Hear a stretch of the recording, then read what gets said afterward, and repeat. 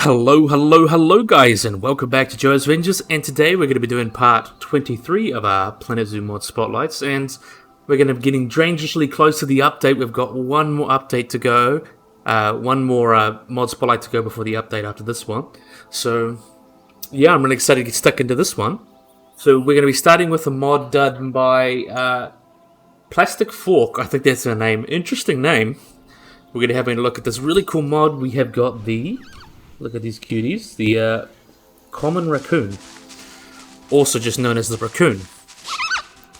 And it's called the common raccoon to distinguish it from other species like the Komsu Island raccoon that we covered in the last episode. So these guys are a medium-sized mammal native to North America and are the largest of the Procyanid family. They have a body length of 40 to 70 centimeters and body weight between 5 and 25 kilos. With a greyish coat that mostly consists of a pretty dense underfur, which insulates it against the cold weather. So, three of the raccoon's most distinctive features you can see is that it's got very dexterous paws, almost like a monkey, that allows it to easily manipulate objects and carry things. It's got its cool facial mask. If you guys, it's very charismatic. You can see this really cool facial mask. And it's a ring tail, which often gets considered as a name, like other raccoons and Procyonids. They have these really cool ring tail. It's quite chubby and fat. That's really cool. So these are also themes among like mythologies of indigenous peoples of the Americas, like Native Americans, related to the animal. We'll stand up. So the raccoon is also very notable for its intelligence. Studies show that they were able to remember a solution to tasks up to 3 years. They're very intelligent animals. They are very omnivorous, so they usually use this intelligence to solve problems to get food, such as whatever they eat. So they are usually nocturnal and omnivorous, and they eat between 40% invertebrates, so things like insects, worms, etc. 33% plants, that includes fruits and things. And 27% vertebrates, which includes small reptiles and fish and things like that. Just literally whatever they can get their mouths around, they will eat. They're very, very generalist and do well, especially in human conditions.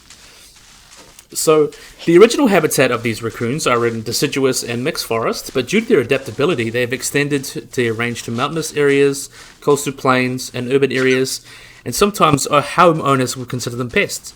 And sadly, even though they're common in the Americas, there are some areas, even in the Americas, where they're spreading up to different areas, and also have been introduced both because of escapes and deliberately in the mainland Europe, the Caucasus, and in Japan.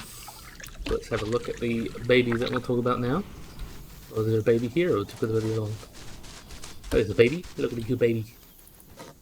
Very, very cute. So, though they're considered generally solitary, there's no evidence that raccoons engage in sex-specific social behavior. So, related females will often share a common area, while unrelated males live together in groups of up to 4 raccoons in order to maintain their positions against foreign males during the mating season and other potential invaders. So, these guys have very, very variable home ranges as well.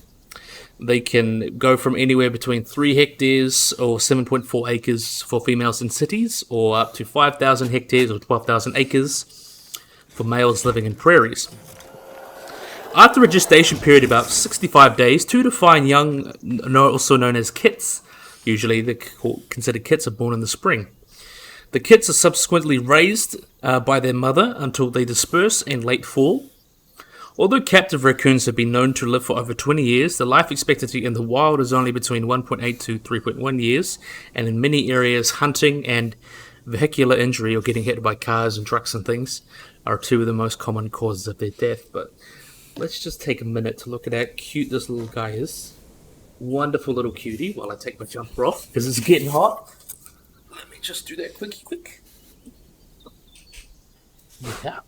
I think it'll be perfect time to move on to the next animal now.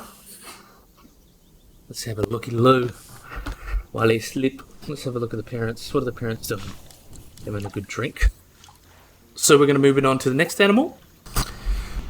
We have got the smallmouth bass. Wonderful animal. This was done by Leaf, Phonetic, and Thom, who originally probably made it for Zoo Tycoon 2. So this is a species of freshwater fish in the sunfish family in the order Bucaniformes. So it's a type species of genus, and one of the black basses is a very popular game fish sought out by anglers throughout the temperate zones of North America, and have been spread by stocking as well as illegal introductions to many cool water tripiches in the lakes of Canada, and more so introduced into the United States.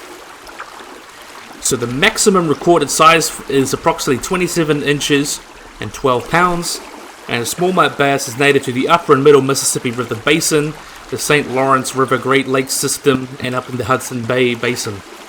The world record size 11 pounds and 15 ounces, catching from Reservoir Dave Hollow in the Kentucky border, also called bronzeback, brownies, barebacks, bass, and things like that.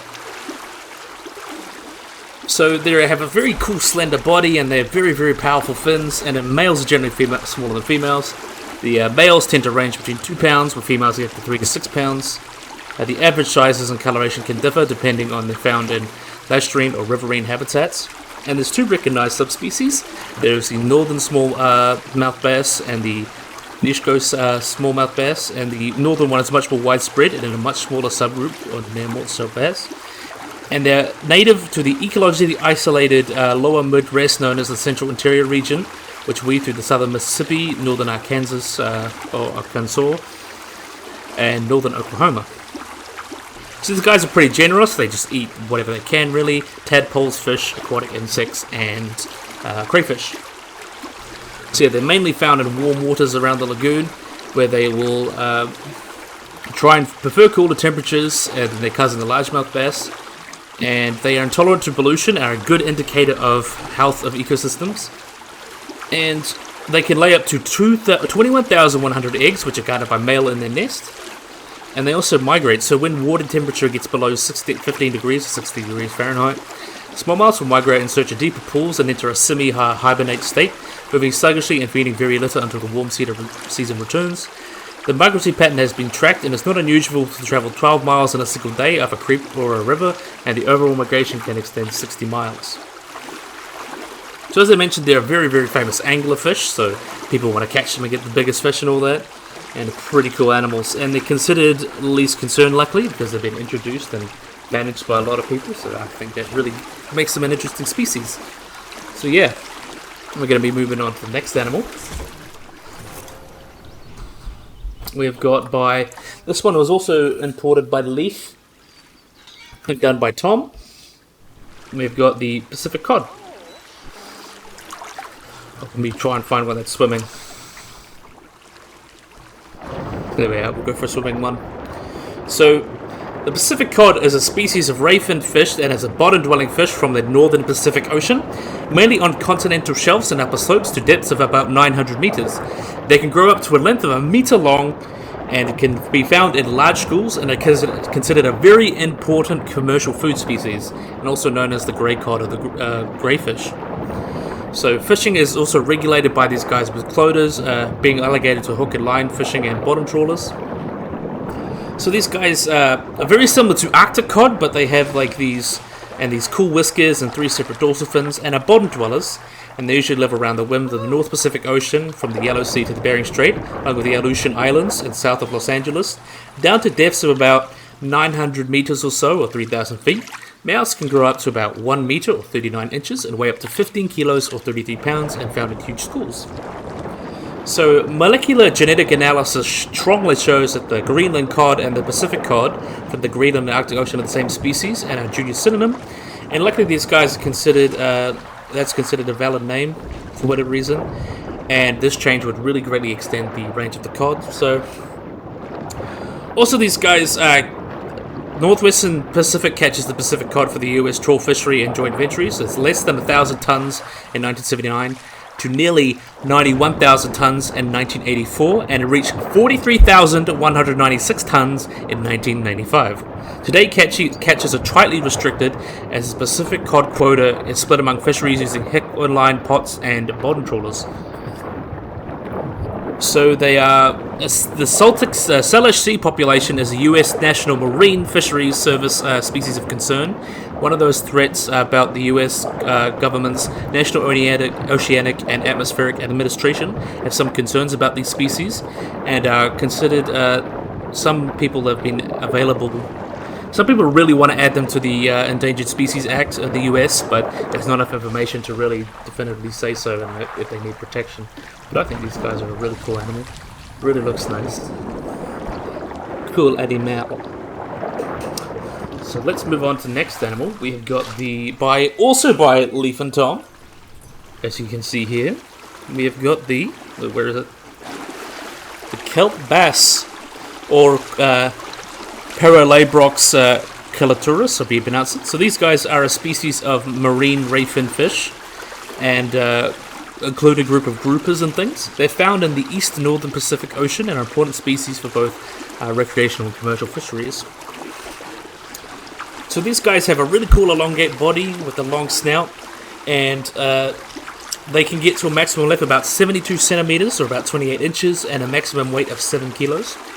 They can be found across the eastern North Pacific Ocean from Baja California to Central California, and can be found across Columbia River on the boundary of Oregon and Washington State, but are now rare in point of conception in California. So these guys don't live in very deep waters. They usually live in waters between 0 and 61 meters and have a very strong association with kelp, which is the name kelp bass. And they're always found inhabiting these kelp forests. These fish use a variety of microhabitats within this habitat for feeding, sheltering, and breeding. For example, the juveniles will hide among the blades of kelp among the other seaweed species in the intertidal zone, where the adults prefer deeper water, into rocky habitats where the large size offers some protection. So these guys spawn in late spring to autumn, where spawning of the adults can cause aggregations up to 200 fish, but more commonly up to 50. So they're usually formed around a natural or man-made structure such as the canopy of a kelp forest or piers, and occurs at depths of 8 to 18 meters. So the mating fish break off in smaller groups, and the gathered female will swim to the substrate. The male will form courtship dances by rubbing along the flags and nipping her fins. And when they mate, the females can use colour to dark grey to black on the underneath body, while the males darken overall charcoal colour, broken by black vertical bands and white spots, bars and white spots, So after spawning, hatch about 36 hours, and then the pelagic larval stage will last less than a month, where the fish settle. And after spawning, the males are sexually mature at about 2 to 4 years old, and half of them are mature when they attain 22 centimeters, while the females are 2 to 5 years old when they reach maturity, and half of their mature length at 26 centimeters at the longest lifespan. Maximum recorded lifespan is 34 years. So they're also considered largely diurnal. So they are typically associated with some sort of shade to be important with them, and allows them to effectively observe prey and to catch it. And they are faithful to their home ranges, which average around 3,000 square meters, or about 32,000 square feet, and show curiosity within new objects.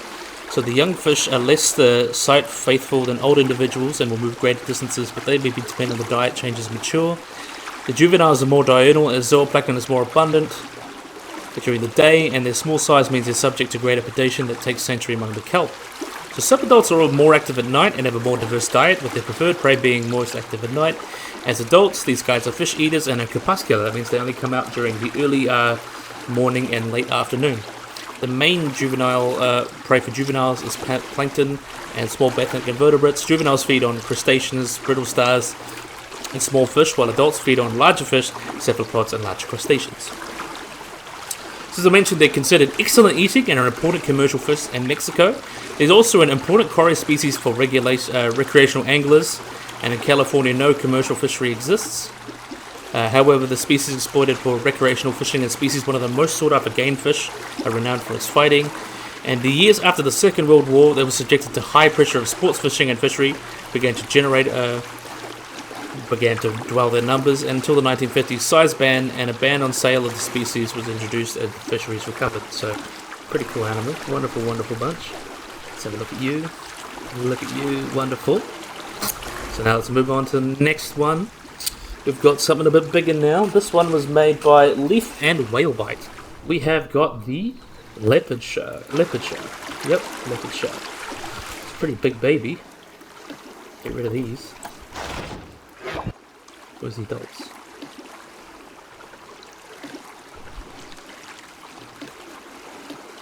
Or just, yeah, the adults, the tiny ones. So let's get rid of these quick.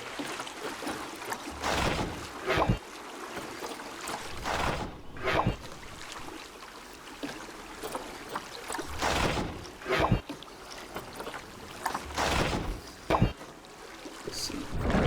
There must be one here, look at him. That's not what I wanted to do. Damn it. See, there's always got to be some sort of technical difficulty. So that's cool. We have got the leopard shark, which is a species of hound shark that can be found across the Pacific coast of North America, from the US state Oregon to Mexico. These guys typically get to 1.2 to 1.5 meters long, or 3.9 to 4.9 meters, feet in length. And they have this really cool slender pattern that has these striking black saddle-like patterns down its back with large spots on it as well. That gives it the name the leopard seal, because it looks vaguely like the spots and rosettes of a leopard. So that's where it gets its common name. So large schools of these guys can be a common sight in bays and estuaries, swimming over sandy or muddy flats or rock-strewn areas near kelp beds and reef, and they're most common near the coast in water less than 4 meters deep. So these guys are active swimming predators. Groups of leopard sharks often follow the tide into intertidal mud flats to forage for food, mainly clams, spoonworms, crabs, shrimps, bony fish, and fish eggs. And most leopard sharks tend to remain with a particular area rather than undertaking long movements elsewhere, which led to genetic divergence between populations of sharks living in different regions. The species is also aplacental viviparous, which means the young hatch inside the uterus and are nourished by the yolk. From March to June, the female will give birth to as many 37 young after a gestation of 10 to 12 months and are relatively slow growing and take years to mature. So these guys are not very big sharks, they're harmless to humans. The leopard shark is also caught by commercial and recreational fisheries for food and the aquarium trade. The species are most fished off the waters of California, after which a population decline in the 1980s, new fishing regulations in the early 1990s restricted harvesting to sustainable levels. So luckily these guys are still considered least concern, with noting that local stocks can be very easily overfished due to these guys' slow growth and limited migratory habits. So just like animals, like I mentioned, great white sharks, all of these big shark animals are very, very slow breeding, and they are very, very easily overfished because they breed so slowly. It's the same with other animals that breed slowly, it's very hard to replace themselves. Yeah, really wonderful animal. Look at this guy. Look at him. Look at him. Wonderful. So now we're going to be moving on to the next animal. This one was done by Leaf and Aurora Designs. This one's cool. I love these guys. We have got, the goblin shark. So they're a very rare species of deep sea shark, sometimes called a living fossil. They are the only living representative, or the extant representative, of the family Mishkuridae, which is a lineage that is 125 million years old. That puts it in the early Cretaceous. So this pink-skinned animal has a distinctive profile with an elongated flat snout and highly posturable jaws with prominent nail-like teeth. So you can see, when you see pictures of them, they often, when they attack prey, they'll open their mouths and kind of like open up, and it's really cool. So these guys are also pretty big too. They get to about 3 to 4 meters long, or 10 to 13 feet long when they mature, but they can grow considerably larger, such as one captured in 2000 that was thought to be 6 meters or 20 feet long. So these guys are bethnopelagic, that means they live in deep water and inhabit upper continental slopes, submarine canyons, and seamounts throughout the world at great depths greater than 100 meters, with adults found deeper than juveniles. Some researchers believe that these sharks are able to dive to depths up to 1,300 meters or 4,270 feet for short periods of time. So various anatomical features of this goblin shark, such as their flabby body and small fins, would suggest they are sluggish in nature. So a lot of animals, when they live in the deep ocean, they're very soft because they need to deal with the pressures, and they're also very slow because there's not much prey down there. Everything is kind of on slow mode. So these guys hunt teleost fish, so bony fish, cephalopods, and crustaceans, both near the seafloor and in the middle of the water column.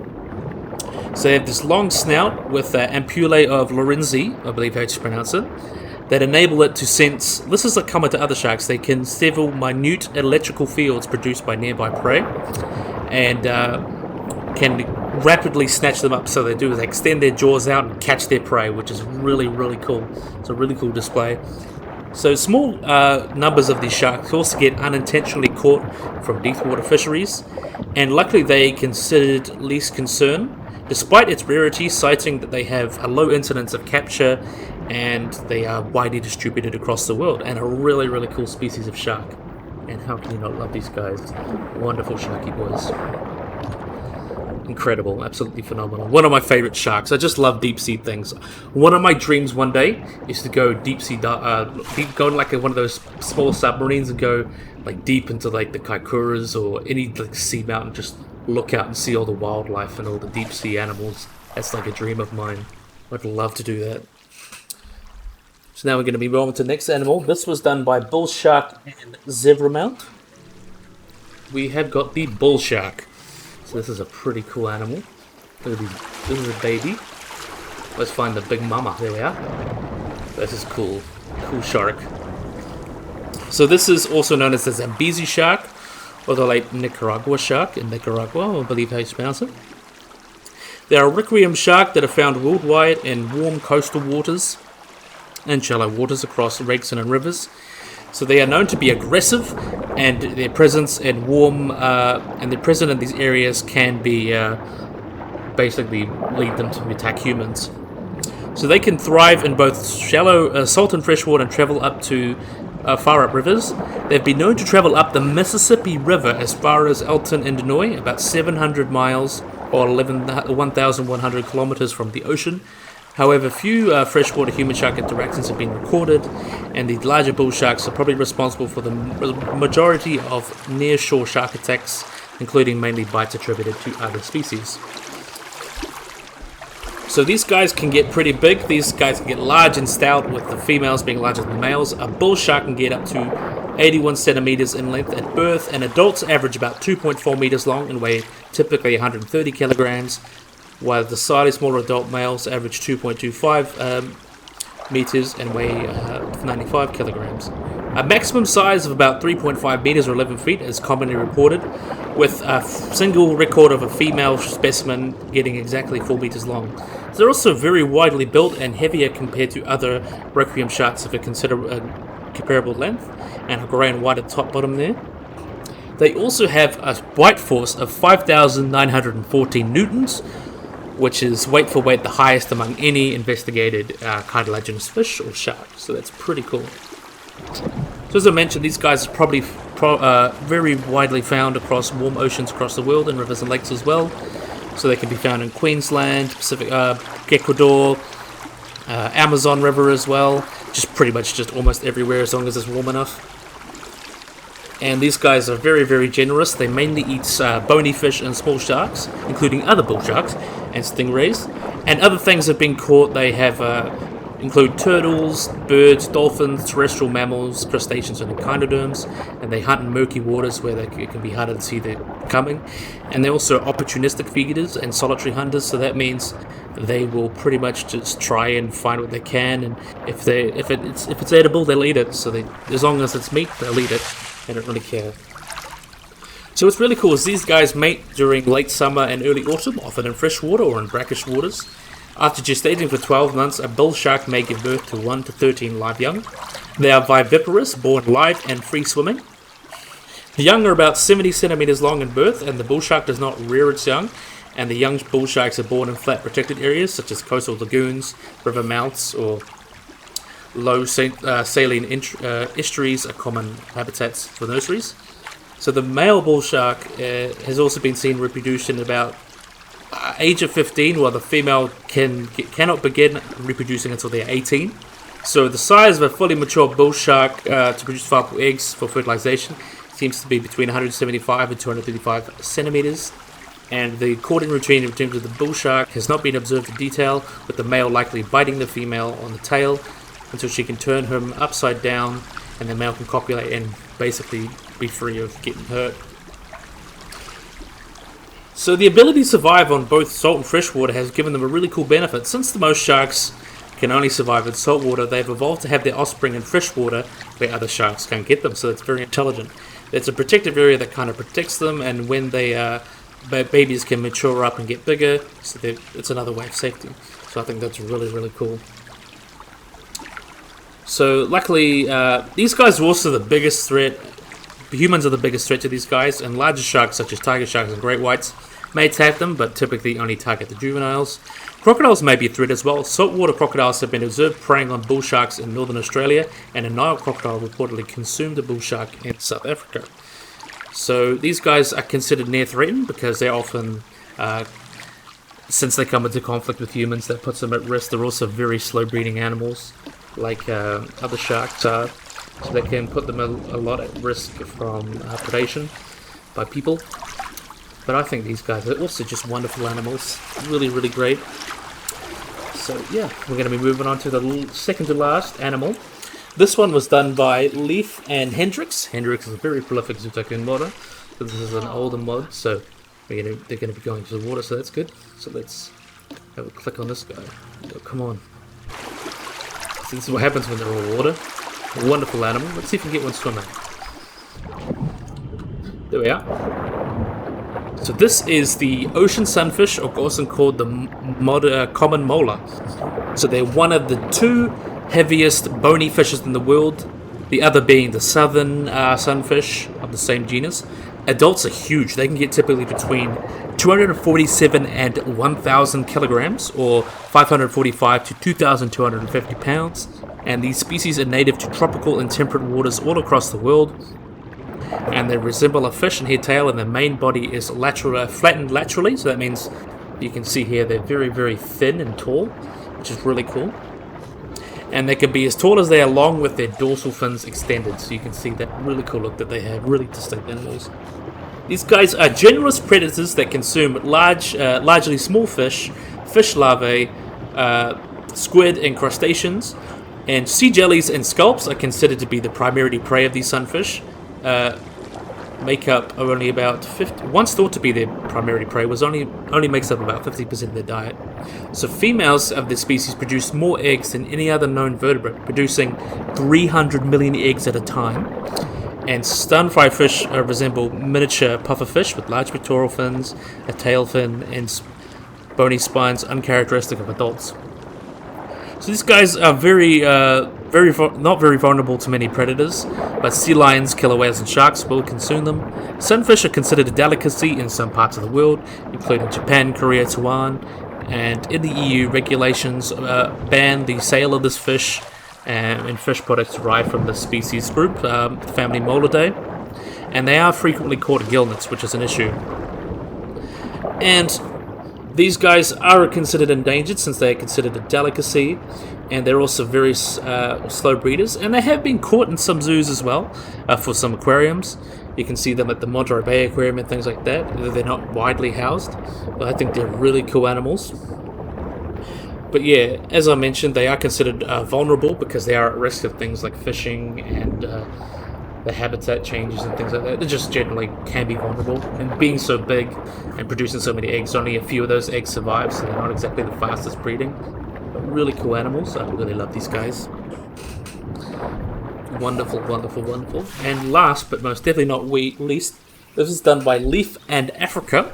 We've got the Amazon river dolphin. Where are they? Oh. What the heck? They literally disappeared. That's wild. Let's have a look at you. So they are also known as the botto, or the pink river dolphin. They're a species of toothed whale classed in the family Anictidae. They are distributed across the Amazon basin, the upper Mindoro River in Bolivia, and the Orinoco Basin, respectively.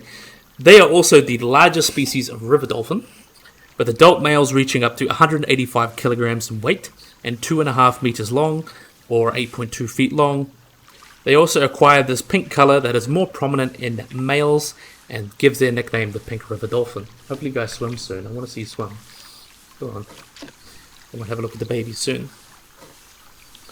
So, sexual dimorphism is very evident in males, with males being 16% longer and 55% heavier than females.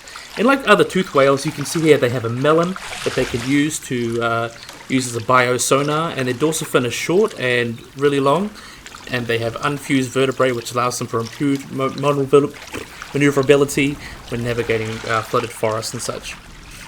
They have one of the widest ranging diets compared to other whales, especially toothed whales, and feed up to 53 different species of fish, including croakers, crayfish, tetras, and piranhas. They're also known to consume other animals like freshwater crabs and river turtles. So these guys are also, in 2008, they were considered data deficient because we didn't know much about their populations. But now they're really considered endangered because of hunting, which can be a major threat to these guys, and also habitat loss, considering like the Amazon getting chopped down and getting entangled in fish nets and things like that. So that can be a big issue for them. And they also quite long-lived too. They can believed to have lived about 10 to 30 years in captivity, but we don't really know how long they live in the wild.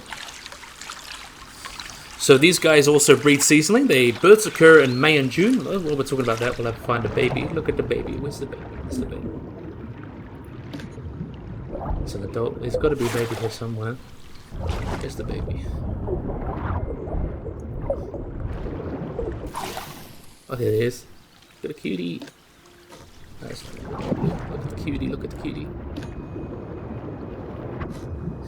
Cutie baby. So they are breeding seasonal, so they only really occur in May and June, and it coincides with the flood season, which provides an advantage for females as they remain in flooded areas longer than males.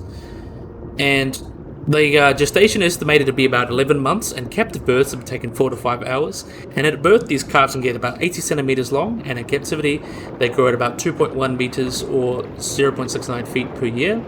Lactation takes for about a year, and the interval between births is usually between 15 and 36 months, with young dolphins thought to be independent by 2 or 3 years old. So this long duration of breastfeeding and parenting suggests a very strong mother-child bond, and most couples observed in their natural habitat consist of a female and their calf. They suggest that long periods of parental care contributes to learning and development of the young, so that's pretty cool. So I mentioned these guys are pretty common, found around the Amazon and places like that, and their density is estimated to be 0.08, 0.33 per kilometer, with these animals living in stretches of about four animals per square kilometer, something like that. They don't live in they live at the highest density of any other cetacean, but don't really live like in huge groups like you see in oceanic dolphins, but they can live in small groups. And threats to these guys, as I mentioned, include like hunting of their fish prey, hunting of these guys themselves. Also, they can get caught in a lot of nets. That can be a big issue. That's a big issue for dolphins, whether they live in the rivers or the ocean. That's a big issue. And luckily, these guys have been trying to catch up in the conservation of these guys. There's little to no evidence that the population decline is in ranges, but there have been increased human intervention in their habitats, and pollution as well is a big issue for these guys. So it's really just managing those before they really start to impact the populations. And they're really wonderful animals. How can you not love the dolphins? They're the best dolphins. So yeah, I believe this would be a great place to end the video. So there's some really nice mods here. Got to thank everyone who made them. So that was by Leaf and Africa, I believe. So yeah, let's end it here now. So I really hope you guys enjoy these videos. Been pumping them out like crazy this past week. So I hope you guys have enjoyed them. So yeah, I hope you guys enjoy this video. If you guys like and subscribe, always remember to click that little bell icon in the corner to get notified when I upload anything. So yeah, hopefully you guys enjoyed this video. If you guys like and subscribe, and bye-bye.